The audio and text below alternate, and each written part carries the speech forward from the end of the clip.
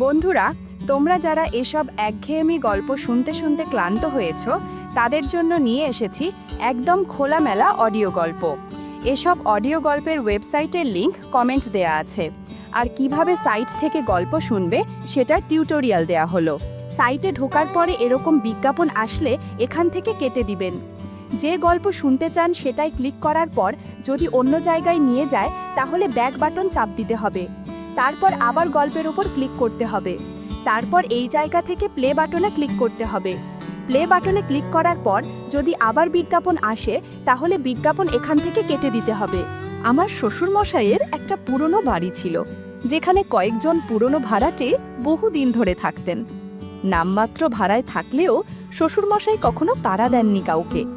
তিনি আর শাশুড়ি মা চলে যাওয়ার পর একমাত্র মেয়ে হিসাবে আমার স্ত্রী সেই বাড়ির মালিকানা পায়। স্বাভাবিকভাবেই বাড়ির খেয়াল রাখা আর মাসে মাসে ভাড়া তোলা এই দায়িত্ব এসে পড়ে আমার ওপর। আমি 2-3 মাস পর পর গিয়ে ভাড়াটেদের সঙ্গে দেখা করতাম, গল্পগুজব করতাম আর ভাড়া নিয়ে ফিরতাম। এই কয়েকবার যাওয়া আসার মধ্যে বেশিরভাগ ভাড়াটের সঙ্গেই একরকম আত্মীয়তা হয়ে যায়। তবে 3 জন ভাড়াটে সদস্য ছিল যাদের আলাদা একটা আন্তরিক টান অনুভব করতাম। বিপাশা বৌদি, অরুণিমা বৌদি আর রমা কাকিমার মেয়ে সঞ্চিতা। এরা সবাই বয়সে অপেক্ষাকৃত তরুণ। বিশেষ করে সঞ্চিতা মাত্র 24 বছর বয়স, কিন্তু স্বভাব চরিত্রে বেশ পরিণত। সঞ্চিতা দারুণ চা বানায়। ওর হাতের চা না খেয়ে আমি কখনো ফিরি না।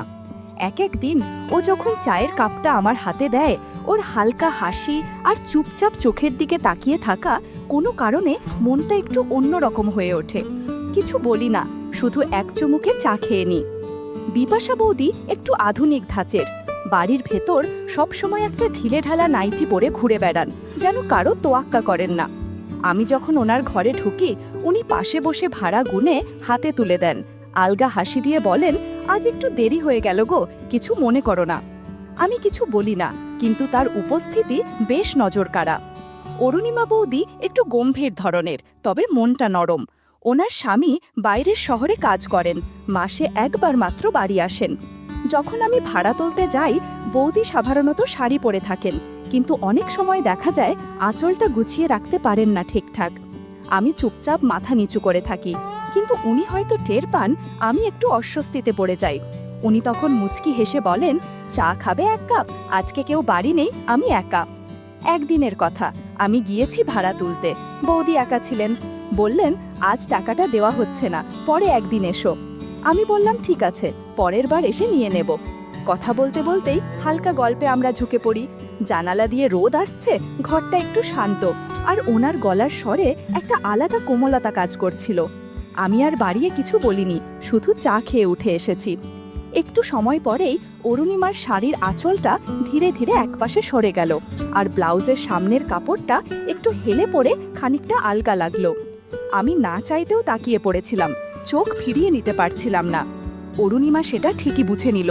মুখে হালকা এক দুষ্টু হাসি এনে বলল, সমর, বাড়ি ভাড়া দিতে পারো বা না পারো, আমি তোমায় খালি মুখে ফিরাবো না। বন্ধুরা, ইউটিউবের গল্পগুলো শুনে মজা না পেলে আমার ওয়েবসাইটে দেয়া গল্পগুলো শুনতে পারো। সেখানে প্রতিদিন খোলামেলা গল্প আপলোড করা হয়। কমেন্টে ওয়েবসাইটের লিংক দেয়া আছে। আর একটা কথা, তুমি যখন আমার বয়সী, তখন বৌদি না বলে শুধু অরুণিমা ডাকলেই যেন বেশি ভালো লাগে। আমি একটু থেমে হেসে বললাম, মানে? সে ঠোঁটের কোণে হাসি রেখে বলল, যেটা ভাবছো সেটাই বলেছি, ভয় পেও না, আমি রাগ করব না। তার কথায় আমি থতমত খেয়ে গেলাম। বুকের ভেতরটা ধুক ধুক করে উঠল। আচমকা ওর আঁচলটা একেবারে নিচে পড়ে গেল, কিন্তু আশ্চর্যভাবে অরুণিমা সেটা তোলার কোনো চেষ্টাই করল না। আমি অপ্রস্তুত হয়ে চোখ নামিয়ে ফেলতে চাইলেও পারলাম না। কিছুক্ষণ চুপ করে থেকে ও বলল, তুমি চাইলে এটা তুলে দিতে পারো, এতে তো কোনো ক্ষতি নেই, বরং সাহায্যই হবে। আমি দ্বিধায় পড়ে গেলাম। মনে হচ্ছিল কিছু একটা বলার দরকার ছিল, কিন্তু গলা দিয়ে কিছু বেরোচ্ছিল না। আমি দাঁড়িয়েছিলাম, আর অরুণিমা আমার চোখের দিকে তাকিয়ে বলল, এইভাবে দাঁড়িয়ে থাকলে তো হবে না, ভয় পাচ্ছ নাকি? আমি কিন্তু ঠিক তোমার মতোই একজন মানুষ, একটু মনের কথা শেয়ার করতে চাইছি মাত্র। আমি মাথা নাড়লাম না। ভয় পাইনি ঠিক, কিন্তু কিছুটা অস্থির লাগছিল। ওর পাশে গিয়ে বসলাম। অরুণিমা তখন একটু ধীরে বলল, তুমি জানো আমার স্বামী অনেক দূরে চাকরি করে, মাসে একবার আসে, তাও 2-1 দিনের বেশি থাকে না। বাকি সময়টা আমি একা, কোনো কথা বলার মানুষ নেই। নিজের শরীর মন দুটোই চুপ করে পড়ে থাকে, আর এই নীরবতা খুব কষ্টের। আমি মনোযোগ দিয়ে শুনছিলাম। ওর চোখে যেন একটা চাপা অভিমান ছিল। তুমি যদি আমার বন্ধু হয়ে থাকো, অরুণিমা বলল, তাহলে বুঝবে সব নারীর দরকার শুধু স্পর্শ না, দরকার কারো মনোযোগ, আদর, যত্ন। আমি তো তোমার কাছ থেকে কোনো বড় কিছু চাইছি না, শুধু চাই কেউ একটু আমাকে মানুষ হিসেবে দেখুক, অনুভব করুক। আমি কিছু বললাম না, শুধু মাথা নিচু করে ওর পাশে বসে রইলাম। চারপাশে নীরবতা, জানালার বাইরে তখনও বাতাস বইছে। অরুণিমার কণ্ঠে হালকা কাঁপুনি, কিন্তু চোখে ছিল একরাশ আন্তরিকতা। আমরা দুজনেই কিছুক্ষণ চুপ করে বসে থাকলাম, কোনো কথা বললাম না, তবু যেন অনেক কিছু বলা হয়ে গেল। সেদিন বিকেলের পর থেকেই আমার আর অরুণিমার সম্পর্কটা যেন এক অদ্ভুত জায়গায় পৌঁছে গেছিল। আমরা পরস্পরের কাছে একরকম স্বস্তি খুঁজে পেতাম। শারীরিক আকর্ষণ হয়তো ছিল, কিন্তু তার চেয়েও বড় ছিল একে অপরকে বোঝার চেষ্টা। আমি প্রায়ই সন্ধ্যার পর ওর ঘরে গিয়ে বসতাম, একটা চা, একটু গল্প আর মাঝে মাঝে নীরবতা। একদিন সন্ধ্যায় হঠাৎ অরুণিমা ফোন করে বলল, কি গো সমর, আমাকে একেবারে ভুলেই গেলে? এদিকে মনটা খুব অস্থির হয়ে আছে, একা একা ভালো লাগে না। ওর গলায় কেমন যেন টান ছিল। আমি দেরি না করে সেদিনই চলে গেলাম। ঘরে ঢুকে একটু চমকে উঠলাম। অরুণিমার পাশে বসেছিল তার বান্ধবী বিপাশা, যাকে আমি আগেও কয়েকবার দেখেছি। দুজনেই খুব স্বাভাবিকভাবে বসেছিল, কিন্তু তাদের চোখে মুখে একটা চাপা উত্তেজনা কাজ করছিল, যেটা আমি আগে কখনো দেখিনি।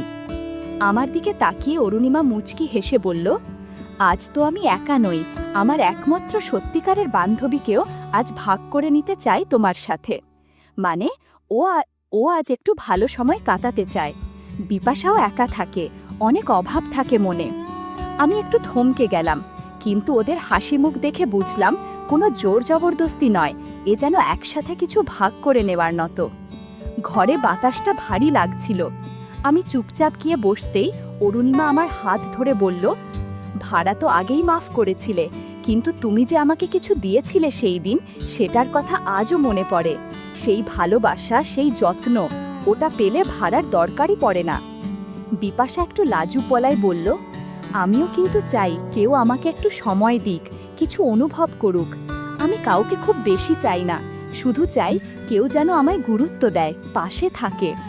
আমি অবাক হয়ে গেলাম।